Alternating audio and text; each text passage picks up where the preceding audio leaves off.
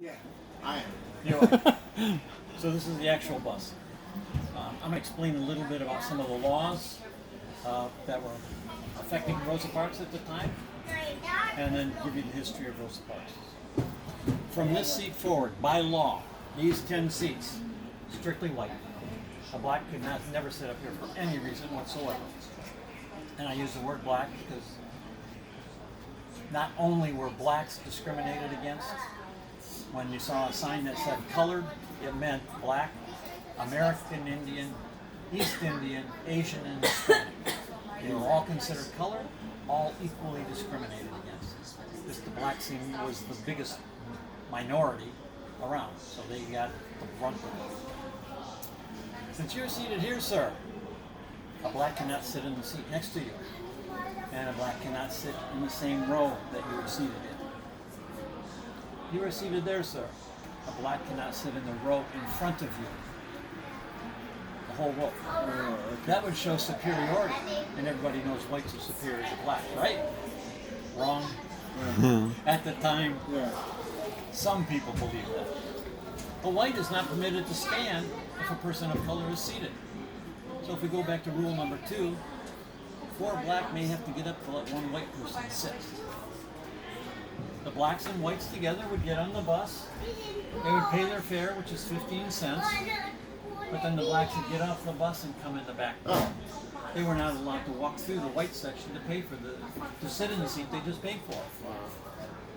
Bus drivers, always white male, by law, if they wanted, strictly voluntary, they could carry guns to enforce these rules. Most of them did. So December 1st, 1955, Rosa Parks is on her way home from work. She sits right where you are seated, sir. And it wasn't long that the bus filled up. Pretty soon there were 10 whites and 26 black on the bus. The bus driver pulls over at a bus stop, and it's unclear. Either 2 or 3 white get on the bus. Either way, that row has to be vacated because of rule number 2 to allow the whites to sit. The bus driver asked everybody in that row to get up and move to the back of the bus.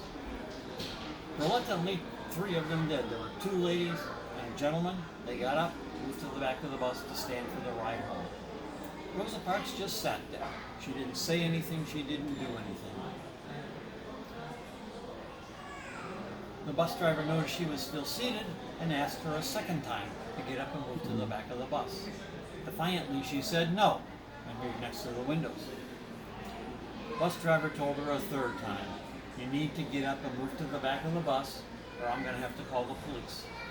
She knew if he called the police, she was going to be arrested. He'd spend some time in jail, going to go to court, probably pay a fine, and maybe even some jail time after that. That was the easy part. The hard part was she knew the Ku Klux Klan were going to find out what she did, and they were not going to be happy with her. She's subjecting herself to the possibility of being beaten, whipped, perhaps even hung. And not just her. Her husband, children, siblings, parents, even her friends may receive the same treatment because of what she was doing that day. But she wanted to know what her rights were as a human being. So she told the bus driver, "Call the police if you must." He did call the police. She was arrested. She spent about 2 hours in jail that night. You need it? Yep, you got one. Okay. She spent 2 hours in jail that night. 3 days later, she went to court. And she was fined $15 for disturbing the peace and $10 in court costs. She actually never paid that. Someone paid it for her. But she still thought this was an injustice. So she appealed her conviction. And her appeal went all the way to the U.S. Supreme Court. 381 days after her arrest, the Supreme Court made its decision. The Supreme Court's decision was very narrow and very restrictive in its scope. It stated that segregation on buses in Montgomery, Alabama was illegal. Dr. King and many others thought and vocalized, well, segregation is illegal on the buses in Montgomery, Alabama. Why is it illegal in all of Montgomery? If it's illegal in Montgomery, shouldn't it be illegal in all of Alabama? If it's illegal in Alabama, it has to be illegal in the rest of the country. So for Rosa Parks taking a stand and actually refusing to stand that day, She's known as the mother of the civil rights movement. I'm going to turn on a short audio. It's about 3 minutes long. Part of it is in Rosa Parks' own words, in her own voice, expressing what happened that day. Sorry, what year was this that it occurred? 1955. And December 1st, 1955. Happy birthday.